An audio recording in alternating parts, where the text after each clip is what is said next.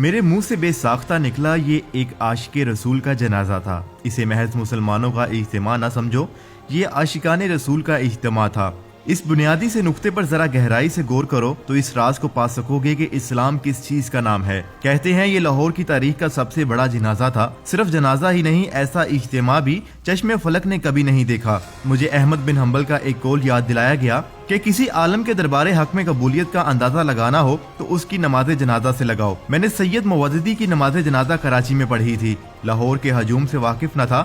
Doctor اسرار احمد کے جنازے میں شریک ہوا تھا اور ان پر رشک آیا تھا، اس لیے میں نے اپنے دل میں اس بات کی دعا مانگی تھی کہ میرے مولا، میں اس شخص کا ایک عالم کے طور پر کئی طرح سے قائل نہ تھا، مگر آج گواہی دیتا ہوں اور دل سے گواہی دیتا ہوں کہ یہ خلق خدا بتا رہی ہے کہ یہ بارگاہ الہی میں ایک مقبول بندہ تھا۔ اور یہ خادم حسین رضوی کا جنازہ تو ایسا جنازہ تھا کہ انسانوں کا ایسا ہجوم نہ کبھی دیکھا نہ سنا۔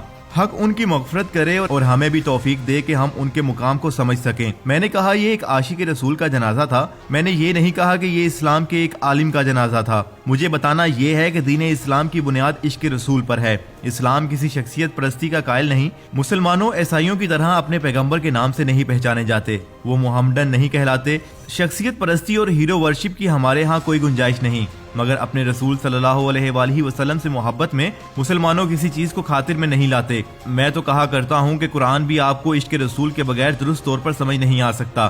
آپ عربی کے کتنے بڑے عالم ہوں، آپ نے دنیا جہاں کا فلسفہ اور مختلف علوم پڑھ رکھے ہوں، آپ دینی علوم کے شناور ہوں، آپ کچھ بھی ہوں، مگر آپ میں عشق رسول صلی اللہ علیہ وآلہ وسلم کا جذبہ نہیں تو قرآن بھی آپ سے کلام نہیں کرے گا۔ میرے مرشد اقبال نے کہا تھا، با مصطفیٰ رساں خویش راہ کے دین ہمائے اوست، اگر براؤ نہ رسیدی تمام بولہ بھی است مصطفیٰ تک پہنچنا ہی دین ہے۔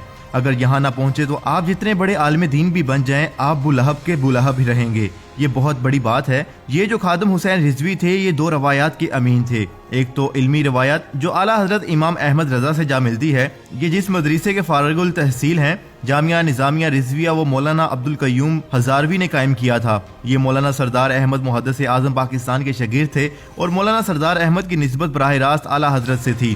ہم بچپن میں حضور کی نسبت سے ان کی علمی شان کے بارے میں سنا کرتے تھے۔ میرے شہر ساہیوال میں ان کے ایک شاگرد تھے، دوسرے مولانا نور احمد محدث بصیر پوری کے، یہ اہل سنت کے مزاج تھے۔ یہاں سے یہ نسبت اپنی تمام شدت کے تحت اس مرد مجاہد کو منتقل ہوئی۔ انہیں پہلی شہرت اس وقت حاصل ہوئی جب ممتاز قادری کے جنازے پر راولپنڈی شہر کے گلی کوچوں میں تل دھرنے کی جگہ نہ رہی اور اس اجتماع کی قیادت خادم حسین رضوی کر رہے تھے۔ اہل دانش بحث کرتے رہے کہ ممتاز قادری کا اقدام درست تھا یا نہیں، وہ یہ سوچتے رہے کہ اس نے سلمان تحصیل کو درست قتل کیا یا غلط، وہ شور کرتے رہے کہ سلمان تحصیل کا جنازہ پڑھانے سے علماء نے انکار کر کے غلط کیا یا صحیح، مگر اس دن خلق خدا کا ازدحام نے ثابت کر دیا کہ عاشقان رسول صلی اللہ علیہ وآلہ وسلم کیا کہتے ہیں۔ لاہور میں اس روایت کا دوسرا سرا بھی ایک شہید عاشق رسول سے ملتا ہے۔ وہ غازی علم الدین شہید کا جنازہ تھا۔ اس وقت شہر چھوٹا تھا، رسل و رسائل کے ذرائع بھی نہ تھے، مگر اس زمانے کے پیمانوں کے لحاظ سے یہ اتنا بڑا جنازہ تھا کہ برسوں یاد رکھا گیا۔ لوگ تذکرہ کرتے رہے کہ قانون کی نظر میں جو شخص مجرم تھا،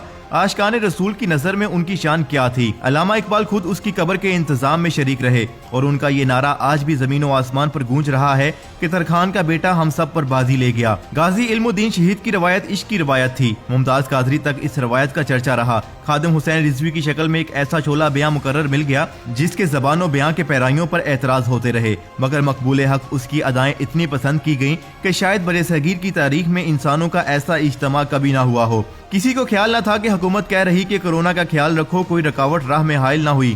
شدید بخار کی حالت میں راولپنڈی دھرنے دے کر بیٹھے تھے کہ عشق رسول کا معاملہ تھا۔ فرانس سے بڑی خبریں آ رہی تھیں۔ ان کی ایک تقریر آج کل بہت چل رہی ہے کہ پہلے دھرنے پر انہیں کس نے بھیجا تھا، قطع نظر اس بات کے انہوں نے اس بار مذاکرات سے انکار کر دیا تھا اور بالآخر اپنی شرائط مان کر اٹھے تھے۔ ان کے جذبے کی شدت سے ان کے اپنے بھی خوف زدہ تھے، مگر کوئی انہیں راہ سے ہٹا نہ سکا۔ جب وہ واپس لاہور پہنچے تو اسی بخار کی شدت میں اپنے رب کے حضور جا پہنچے۔ مجھے لگتا ہے کہ بارگاہ حق سے حکم ہوا ہوگا، فرشتوں، میرے حبیب صلی اللہ علیہ وآلہ وسلم کا عاشق صادق آتا ہے، اس کا استقبال کرو۔ سیاسی طور پر وہ میدان میں اترا تو سب کے بندوبست درے کے درے رہ گئے۔ کراچی کی سنی تحریک کا انداز اور ہے، اگرچہ عشق رسول میں وہ بڑا مجمع اکٹھا کر سکتے ہیں، مگر سیاسی طور پر نورانی میاں کے بعد دوسرے آدمی تھے جنہوں نے اپنے لوگوں کو اکٹھا کیا۔ پہلے انتخاب میں جب لاہور کے ضمنی انتخابات میں 7,000 ووٹ ملے تو یہ حافظ سعید جیسی تنظیم کے 5,000 ووٹ سے بھی زیادہ تھے۔ اور جماعت اسلامی سے تو کئی گنا آگے تھے۔ انہوں نے ثابت کر دیا کہ مذہب کے میدان میں جمہور کی رائے کیا ہے۔ 2018 کے انتخاب میں 22 لاکھ ووٹ لیے۔ یہ ملک میں 5ویں بڑی پارٹی تھی۔ لگتا تھا پورے ملک کا نقشہ بدل رہا ہے۔ ان کے لوگ جس جماعت کا حصہ بن جاتے ان کی فتح یقینی ہو جاتی۔ اہل سیاست ان سے ڈرنے لگے تھے۔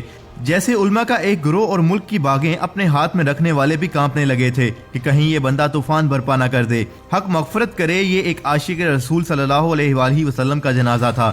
بس اس سے آگے مجھے ایک لفظ نہیں کہنا۔ بقول اوریا مقبول جان کے اقبال کے بعد ایسا عاشق رسول صلی اللہ علیہ وآلہ وسلم انہوں نے نہیں دیکھا۔ مجھے نہیں پتا، صرف اتنا جانتا ہوں کہ حضور حق والے کی سب ادائیں قبول ہوئیں۔ جنازہ تو یہی بتاتا ہے۔